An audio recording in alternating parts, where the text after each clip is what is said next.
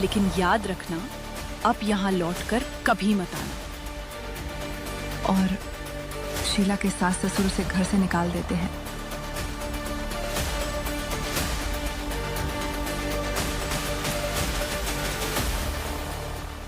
शीला सड़क पर बैठी हुई है, बिल्कुल अकेली।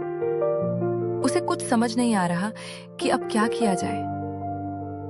जिंदगी जैसे एक मोड़ पर आकर थम सी गई हो। ऐसी हालत में तो मैं ज्यादा चल भी नहीं सकती। अब क्या करूं मैं? मेरे पास ज्यादा रुपए भी नहीं है। खैर, जो भी है, मैं इन्हीं रुपयों से अपने मायके अपने भैया के पास चली जाती हूँ। मेरे भैया मेरी परेशानी जरूर समझेंगे। शीला एक बस पकड़कर अपने भैया के घर दूसरे गांव चली जाती है। उम्मीद का एक छोटा सा सहारा लेकर वो एक नई राह पर निकल पड़ती है। तुम्हें अपने सास ससुर को अच्छे से समझाना चाहिए था, उन्हें मनाने की कोशिश करनी चाहिए थी। और नहीं तो क्या, सास ससुर तो ऐसे में गुस्सा करते ही हैं। अगर गुस्से में उन्होंने तुम्हें घर से निकाल दिया, तब भी तुम्हें यहाँ थोड़ी ना आना चाहिए था। हाँ, आखिरकार तुम्हें उन्हीं के साथ रहना है, इसलिए तुम्हें सब कुछ सही करने की कोशिश करनी चाहिए थी। आपको क्या लगता है भैया, मैंने कोशिश नहीं की? मैंने सबको समझाया, सबको मनाया, लेकिन कोई भी मेरी सुनता ही नहीं है। और वैसे भी जिस दिन से मैं अकेली हुई हूं, तब से मेरे लिए हालात और भी मुश्किल हो गए हैं। हर दिन जैसे एक नई परीक्षा बन गया है। लेकिन इस तरह अपना घर छोड़कर यहाँ आ जाना बिल्कुल ठीक नहीं है। मेरा तो कहना है कि तुम्हें अपने सास ससुर के साथ ही सुलह करनी पड़ेगी। भैया भाभी की बातें शीला को कुछ पल के लिए सोचने पर मजबूर कर देती हैं। जैसे उसके मन में कई सवाल एक साथ उठ खड़े हुए हों। अच्छा भैया, ठीक है, लेकिन आप ही पहले बात करके देखिए ना। मेरी बात तो कोई सुनने को तैयार ही नहीं है। चिंता मत करो, ये सारी बात हम कर लेंगे। और देखना, तुम्हारे सास ससुर तुम्हें वापस घर बुला ही लेंगे। भैया भाभी शीला को समझा तो देते हैं कि उसके सास ससुर मान जाएंगे, लेकिन इससे भी शीला में हिम्मत नहीं आती। शीला चुपचाप सब्जी काटते हुए गहरी सोच में डूबी हुई है।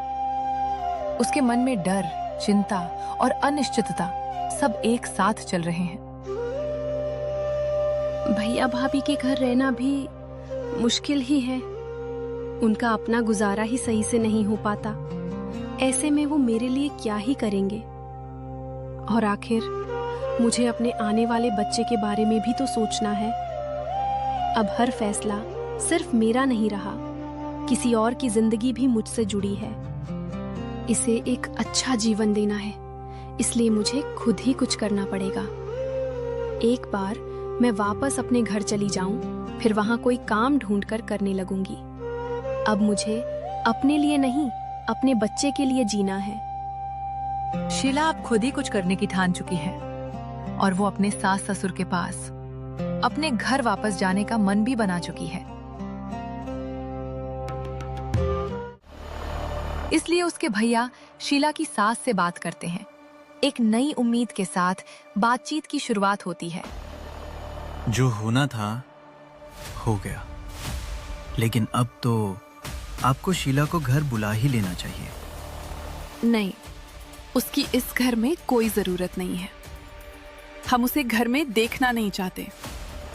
अगर आप इसे अपने घर नहीं रखेंगे तो फिर ये कहाँ जाएगी, रहेगी कहाँ? कहीं भी रहे, कहीं भी जाए, हमें कोई फर्क नहीं पड़ता। आप इसकी परेशानी भी तो समझिए। ये 4 महीने की गर्भवती है। ऐसे में इसे ज्यादा आराम की जरूरत है, जो इसे अपने घर पर ही मिल सकता है। और हमारे हालात तो आप जानती ही हैं। हमारा तो मुश्किल से ही गुजारा चल रहा है, फिर हम इसे अच्छे से कैसे रखेंगे? ये सब बातें मुझे नहीं सोचनी। उसे कहाँ रहना है, कैसे रहना है, ये वो खुद देखे। मैं तो बस एक बात कहती हूँ कि मुझे शीला अब इस घर में नहीं चाहिए। वो इस घर में नहीं आएगी। और बस इतना कहकर शीला की सास उन्हें वहां से जाने के लिए कह देती है।